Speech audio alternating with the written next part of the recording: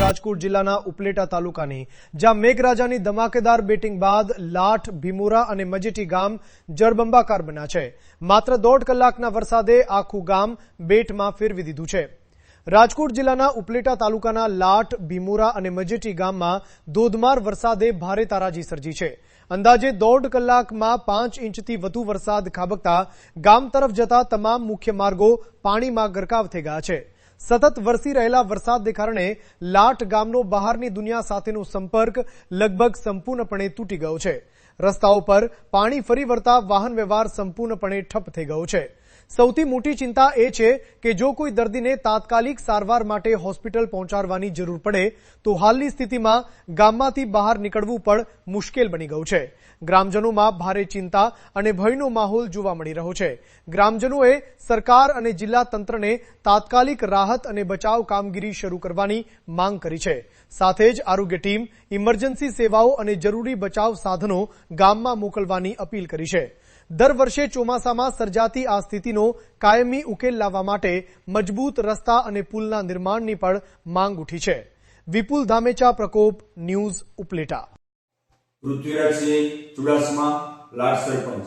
આજે છેલ્લા 2 કલાકથી આ વરસાદ વરસી રહ્યો છે।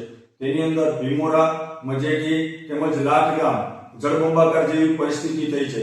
2 કલાકમાં 7 ઇંચ જેટલો વરસાદ પડી ગયો છે અને આ વરસાદ પડવાથી ખેડૂતોમાં તો ખુશખુશાલ જોવા મળે છે, પણ એકંદરે તમામ ગ્રામજનો એટલે કે મજેટી, લાઠ અને ભીમોરા ગામના લોકો એક ખૂબ દુઃખ વેઠી રહ્યા છે, કારણ કે સમઢિયાળાથી ભીમોરા સુધીનો 0 થી 17 કિલોમીટરનો જે રોડ આવેલો છે તે રોડની અંદર બ્રિજના કામ ચાલુ હોવાથી ત્યાં બધા ડાયવર્ઝનો કરવામાં આવ્યા હતા।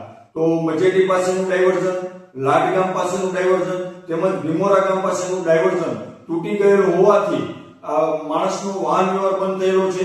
એસટી બસો આવતી બંધ થઈ છે, જેથી વિદ્યાર્થીઓ પરેશાન છે। એસટી બસો ત્યાં અત્યારે હાલમાં પણ જ્યાં ડાયવર્ઝન છે ત્યાં પૂછી ગયેલ છે, એટલે સતત આવા બધા બનાવો બનતા રહે છે અને આ બનાવોની વચ્ચે ગામ લોકો પણ ખૂબ ચિંતિત છે કે પ્રાથમિક અહીંયા અત્યારે કોઈ જરૂરિયાત પડે, કોઈને ઇમરજન્સી, તો એક ગામથી બીજા ગામ નથી જઈ શકે તેમ, તેમજ એક ગામથી તાલુકામાં પણ પહોંચી શકે તેમ નથી। એટલે કોઈ પણ ઇમરજન્સી સેવા ઊભી થાય તો અત્યારે અમારા ગામજનોની ખૂબ જ તકલીફ છે। એટલે મારે સરકારશ્રીને એટલું કહેવાનું છે કે એક તો ઇમરજન્સી સેવાઓ માટે અહીંયા ઊભી કરવામાં આવે, તેમજ પ્રાથમિક જે આરોગ્યને લગતી કોઈ પણ હોય સુવિધા તો આરોગ્ય માટે ટીમને અહીંયા તૈનાત કરવામાં આવે અને જ્યારે આવી પરિસ્થિતિ સર્જાય ત્યારે ખેત મજૂરોની પણ વાડીમાં પરિસ્થિતિ ખરાબ હોય છે, એનડીઆરએફ ટીમને અહીંયા સ્ટેન્ડ બાય કરવામાં આવે એવી મારી માંગણી છે।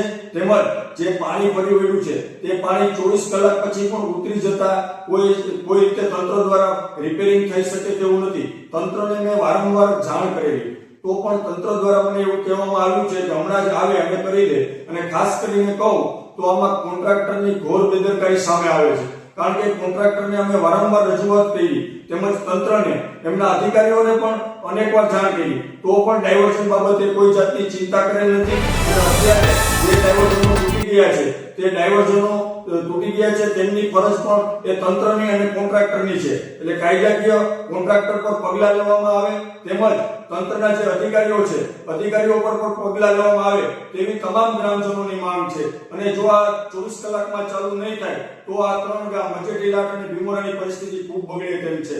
બસ એ જ વસ્તુ। વંદે માતરમ, ભારત માતા કી જય।